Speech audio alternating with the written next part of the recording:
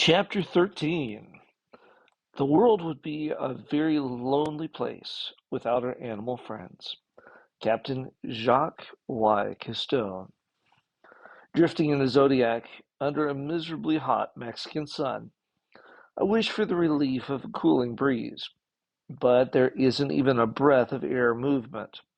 The water is perfectly flat, except for the slight ripples where I last saw Murphy.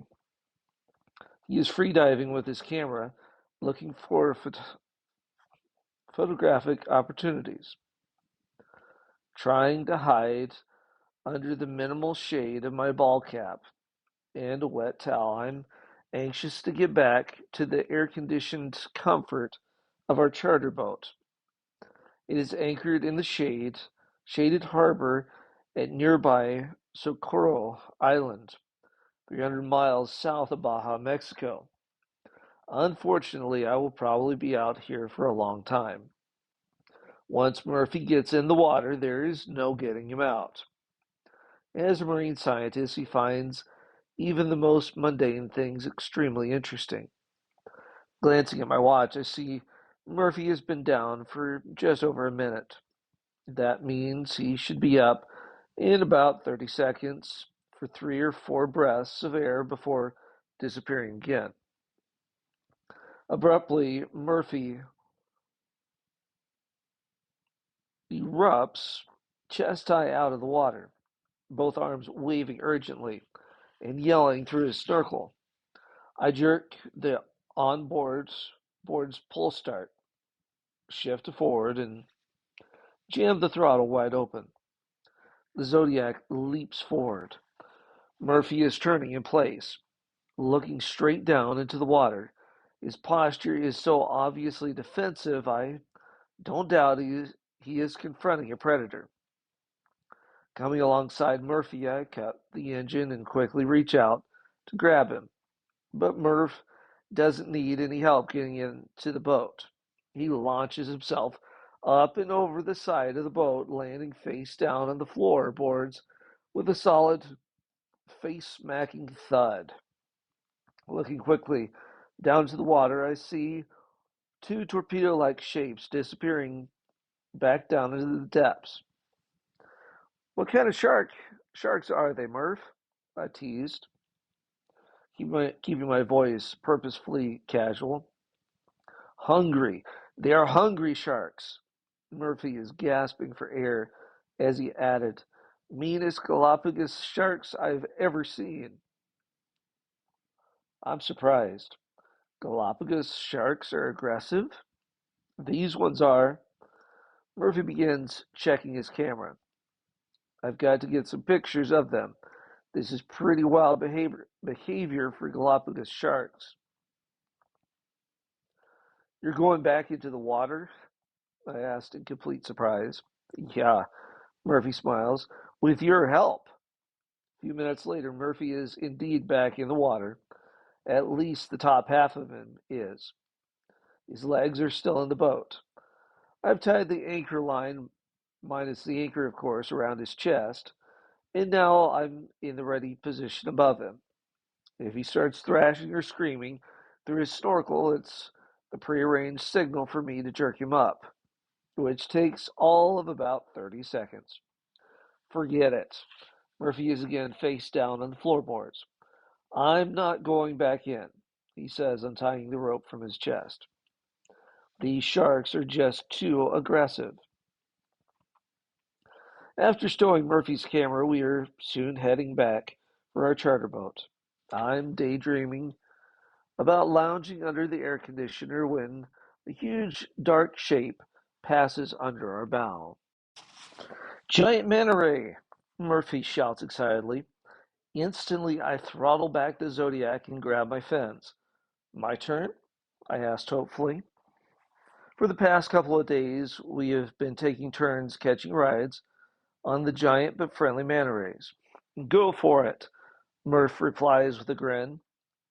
Hurling myself into the water, I race after the ray.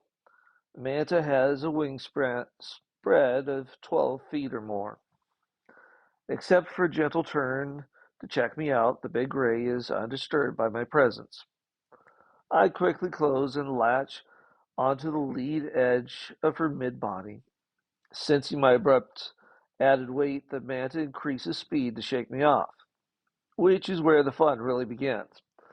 Unlike riding a horse, which mostly goes forward, riding a manta ray is like latching onto a giant bird, a bird that flies underwater. The manta does a shallow dive, banks to the right, then goes into a tight left vertical spin. I'm hoping she heads back for the surface soon so I can get another breath of air. When I notice something flash by off to my left. A quick glance confirms my worst fear. It is a shark about 7 feet long. A threatening shadow lurking 20 feet below me turns out to be the shark's bigger brother.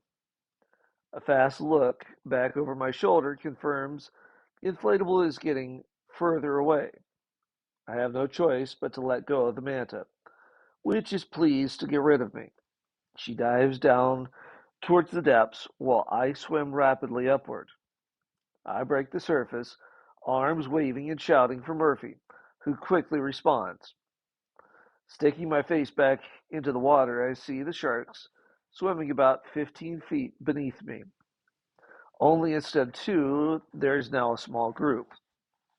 They are darting about, which is not a good sign. Then I hear the muffled roar of the outboard as Murph arrives. It takes about a microsecond to launch myself out of the shark-infested water and into the safety of the boat. I'm still face down on the floorboards, panting when Murphy leans over and casually asks, Galapagos sharks? Looks like a Shark Express pool down there, I answer between pants. There must not be very much for them to eat. Murph is now in his scientist mode. Lately, he has been doing research on the tragic levels of overfishing in Baja, Mexico. The fishermen here often use outdated techniques for catching fish and shrimp. Huge nets up to a mile long capture a diversity of fish and other marine life. Commercial fish go into the ship's hold, but a wealth of non-marketable fish and other marine creatures, like dolphins, are also caught. However, their remains are just shoveled over the side like so much trash. Even worse are the commercial shrimpers. They use bottom scraping machines that completely uproots the fertile seabed in pursuit of a few tiny crustaceans. The result of this extremely destructive type of harvesting leaves a lot less marine life in these waters than there used to be, and it is getting rapidly worse on a global scale. Maybe it's revenge, Murph, I offered. Yeah, against the shark fishermen, Murphy replies. They are the most evil of the whole bunch. Some of the more greedy fishermen have resorted to taking sharks strictly for their fins. In Asia, there is a big demand for shark fins to make soup. Some Oriental people believe that eating shark fin soup makes them healthier and stronger. Unfortunately, this ancient belief is bad news for sharks. Earlier in the expedition, we had seen a commercial shark fishing boat at work. They catch the sharks on long lines from which dangle a series of baited hooks. As the sharks are hauled onto deck, one man hits them with a club to stun them, then another rapidly cuts off their fins. The maimed, still living sharks are then kicked back into the ocean to die a slow and painful death. It is amazing to think that man's greed permits him to be so cruel. Yet sharks are not the only victims of outdated beliefs that promote the eating of exotic animal parts for their supposed healing properties. In our national parks, illegal hunters kill bears for their paws and gallbladders, which are turned into Oriental remedy foods. In Africa, poachers kill rhinoceroses strictly for their horns and tigers for their claws to feed these some ridiculous superstitions. Most of the problems of the world always seem to come back to man's greed and his lack of caring. Right now, it appears that it is the animals who are suffering the most. But unless we change our ways, it is the human race that will in the end pay the highest price. From the least to the greatest, all are greedy for gain. Jeremiah 6:13.